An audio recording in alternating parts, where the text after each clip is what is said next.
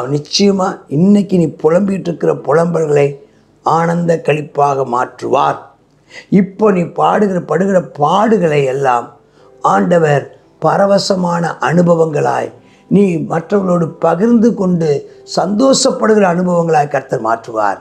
நீயோ காலமெல்லாம் ஜீவனுள்ள நாளெல்லாம் ஆமென் ஸ்தோத்திரம் அவரை ஆராய் துதித்து கொண்டே இருப்பாய். ஓயாமல் துதிப்போம், காலமெல்லாம் துதிப்போம். ஆமென் ஸ்தோத்திரம். ராஜாதி ராஜாவாம் இயேசுவையே. உனக்குள்ளே இருக்கின்ற உன் இயேசு என்றும் பெரியவரே. உனக்குள்ளே இருக்கின்ற உன் இயேசு என்றும் பெரியவரே. நீ அறியாததும் உனக்கு எட்டாததுமான பெரிய காரியங்கள் செய்திடுவார். நீ அறியாததும் உனக்கு எட்டாததுமான பெரிய காரியங்கள் செய்திடுவார்.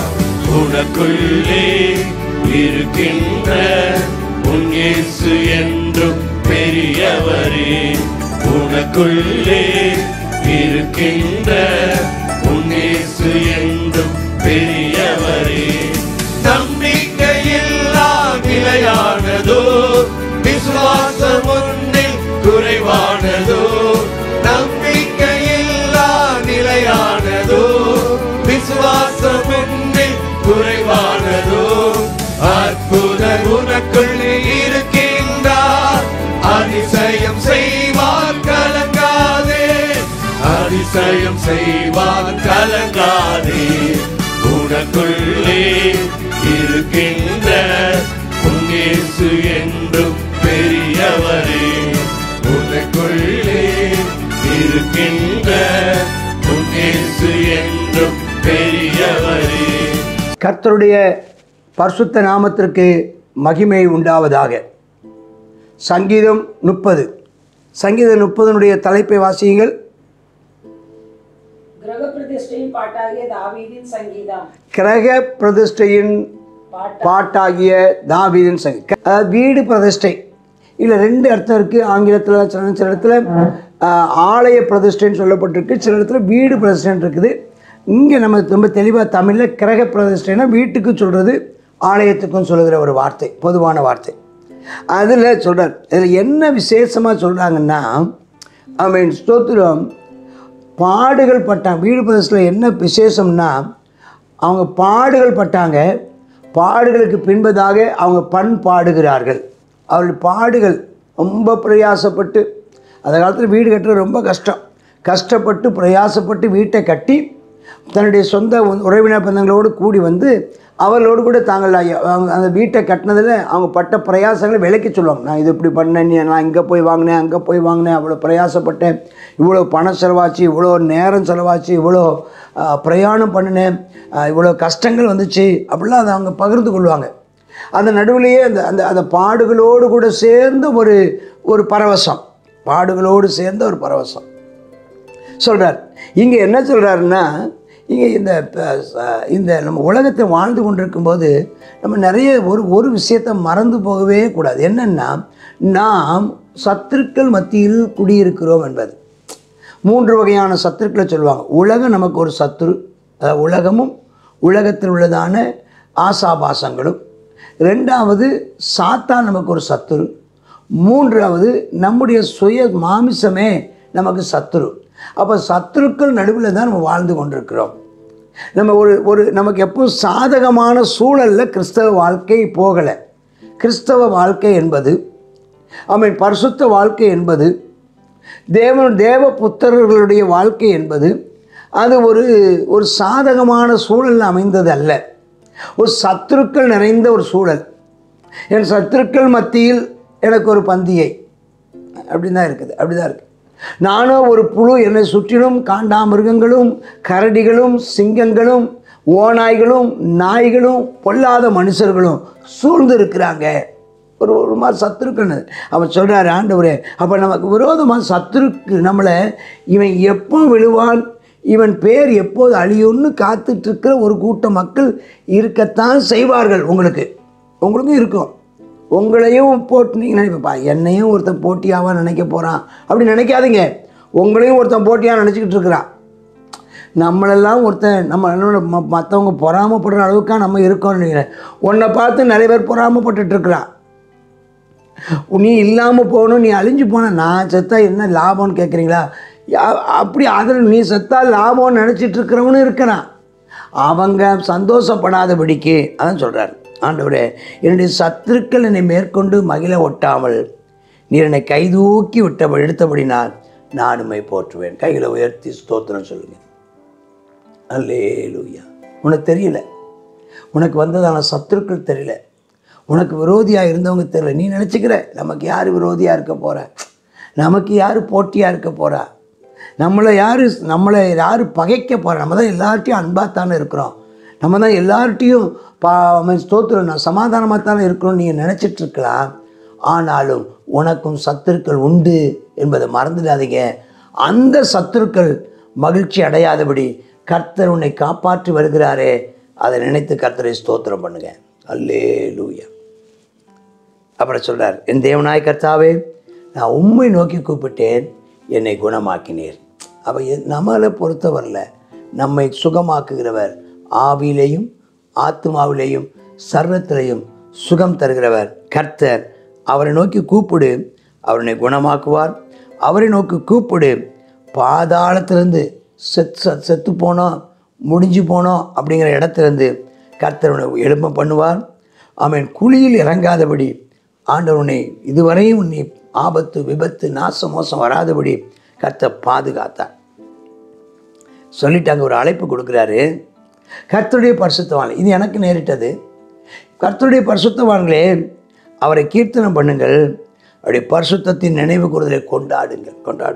ஏன்னா அவருடைய கோபம் ஒரு இமை பொழுது தான், ஆனால் அவருடைய தயவு ஆயுள் காலம் முழுவதும். ஏன்னா நாம் பலவீனர்கள் அல்லவா, நாம் யாரும் நீதிமான்கள் இல்லை அல்லவா, நாம் மாம்சத்தில் வாழ்கின்றவர்கள் அல்லவா, நாம் உலகத்தில் நாம் குடியிருக்கிறவர்கள், அசுத்த உதடுகள் உள்ள மனுஷர்கள் நடுவிலே குடியிருக்கிறவர்கள் அல்லவா. நம்மை சுற்றிலும் சுயநலக்காரர்களும் நன்றி இல்லாதவர்களும் நம்மை சுற்றிலும் பலவிதமான போராட்டம் நிறைந்தவர்கள் பொல்லாதவர்களுமாய் சூழ்ந்திருக்கிற ஒரு காலகட்டத்தில் தானே வாழ்ந்து கொண்டிருக்கிறோம். அவர்கள் நடுவில் இருக்கிற நீங்கள் அவரை நினைவு கூறுங்கள். அவருடைய கோபம் சில நேரங்களில் நம்ம மேலே ஆண்டவர் கோபப்படுவார், ஆனால் அவருடைய கோபம் இமைப்பொழுது தான், ஆனால் அவருடைய தயவு ஆயுள் காலம் வரைக்கும். ஒருவேளை சாயங்காலம் அழுகையாக இருந்தாச்சுன்னா காலையில் ஒரு களிப்பு உண்டாகும். அப்போ 6ஆம் வசனத்தை விசுவாச அறிக்கையிடுகிறார், நான் ஒரு காலும் அசைக்கப்படுவதில்லை என்று நான் பலமுடன் இருக்கையில் சொன்னேன். கர்த்தாவே, உம்முடைய தயவினால் நீர் என் பர்வதத்தை திடமாய் நிற்க பண்ணியிருந்தேன். உமது முகத்தை மறைத்து கொண்ட போதோ நான் கலங்கினேன்.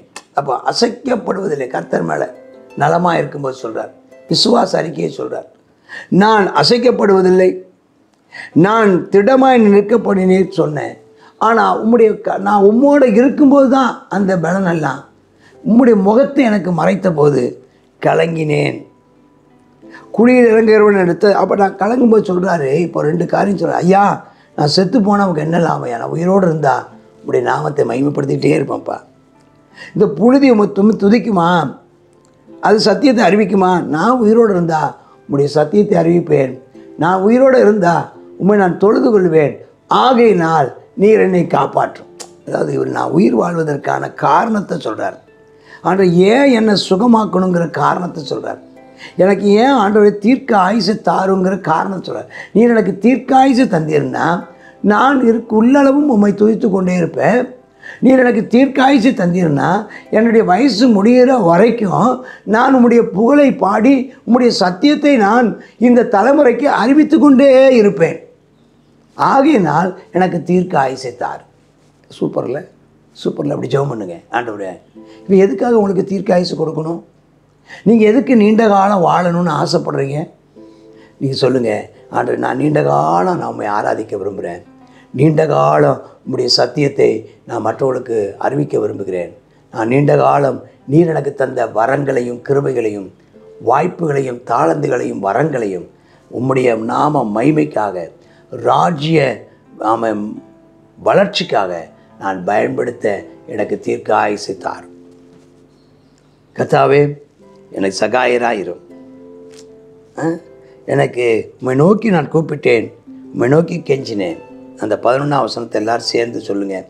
என் புலம்பலை ஆனந்த களிப்பாக மாற பண்ணினீர். சொல்லுங்கள். என் புலம்பலை ஆனந்த களிப்பாக மாற பண்ணினீர். என் மகிமை அமைதியாகிராமல் உம்மை கீர்த்தனம் பண்ணும்படியாக நீர் என் ரெட்டை களைந்து போட்டு மகிழ்ச்சி நான் இடை கட்டினீர். என் புலம்பலை ஆனந்த களிப்பாய் மாற்றினேன். நான் நிறைய புலம்புனப்பா, நிறைய நான் புரிந்து கொள்ளாமல் புலம்பினேன். பொல்லாதவர்களுடைய செயல்களை பார்த்து நான் புலம்பினேன். நான் நடக்கிற சூழல்களை பார்த்து, என்னை சுற்றி நடக்கிற விஷயங்களை பார்த்து நான் புலம்பினேன். இப்போதோ என் புலம்பல்கள் எல்லாம் ஆனந்த களிப்பாய் மாற்றினேன். நான் உம்மை கீர்த்தனம் பண்ணும்படி நிறைய கஷ்டங்களையும் நிறைய நெருக்கடிகளையும் ஸ்தோத்திரம் மன உளைச்சல்களையும் நான் அனுபவித்தேன். ஆனால் அவெல்லாவற்றையும் மாற்றி போட்டு ஒரு மகிழ்ச்சியின் உடையை எனக்கு தந்து என்னை சந்தோஷப்படுத்தினீர். உமக்கு ஸ்தோத்திரம். என் தேவனாய கர்த்தாவே, உம்மை நான் என்றென்றைக்கும் துதிப்பேன். நல்ல கையில் வச்சுக்கோங்க. அவன் நிச்சயமாக இன்னைக்கு நீ புலம்பிகிட்டு இருக்கிற புலம்பல்களை ஆனந்த களிப்பாக மாற்றுவார். இப்போ நீ படுகிற பாடுகளை எல்லாம் ஆண்டவர் பரவசமான அனுபவங்களாய், நீ மற்றவர்களோடு பகிர்ந்து கொண்டு சந்தோஷப்படுகிற அனுபவங்களாய் கர்த்தர் மாற்றுவார். நீயோ காலமெல்லாம், ஜீவனுள்ள நாளெல்லாம் ஸ்தோத்திரம் அவரை ஆராய் துதித்து கொண்டே இருப்பாய். ஓயாமல் துதிப்போம், காலமெல்லாம் துதிப்போம். ஸ்தோத்திரம். ராஜாதி ராஜாவாம் இயேசுவையே. ஆமேன், ஆமேன். God bless you. சங்கீதம் 30வது சங்கீதத்தில், அதாவது இரவும் பகலும் மாறி மாறி வருகிறது போல் துக்கம் வருகிறது. கூப்பிடுகிறார், கர்த்தர் சத்தத்தை கேட்டு பதிலளிக்கிறார் என்று சொல்லி கர்த்தருக்கு நன்றி செலுத்துகிறார். திரும்ப பிரச்சனை வருது, பாடுகள் வருது. அதுதான் இதில் சங்கீதக்காரன் சொல்கிறார், சாயங்காலத்தில் அழுகை தங்கும், விடியற் காலத்தில் களிப்பு உண்டாகும். திரும்ப என்ன செய்யும்? விடியற் காலம் முடிஞ்சு திரும்ப சாயங்காலம் வரும். அந்த நேரத்தில் பாடுகள், அதுக்கு பிறகு திரும்ப ஆசீர்வாதம். இதை போல் கர்த்தர் நமக்கு என்ன செய்கிறார்? எல்லாவற்றிலும் ஆனால் கர்த்தர் நம்மோடு கூட இருக்கிறார் என்பதை பார்க்குறோம். அதனால் அவர் சொல்கிறார், என் புலம்பலை ஆனந்த களிப்பாக மாற பண்ணினீர், என் ரட்டை என் களைந்து போட்டு மகிழ்ச்சி என்னும் கட்டினால் என்னை இடை கட்டினீர் என்று சொல்லுகிறார். ஆகையினால் நான் உண்மை துதிப்பேன் என்று சொல்லுவோம். இந்த நாளிலும் எப்பொழுதும் துதிப்போம். நம்ம காலையிலும் துதிப்போம், மாலையிலும் துதிப்போம், விடியற் காலத்திலும் துதிப்போம், அழுகை நேரத்திலும் துதிப்போம். அவர் ஒருவரே துதிக்கு பாத்திரர்.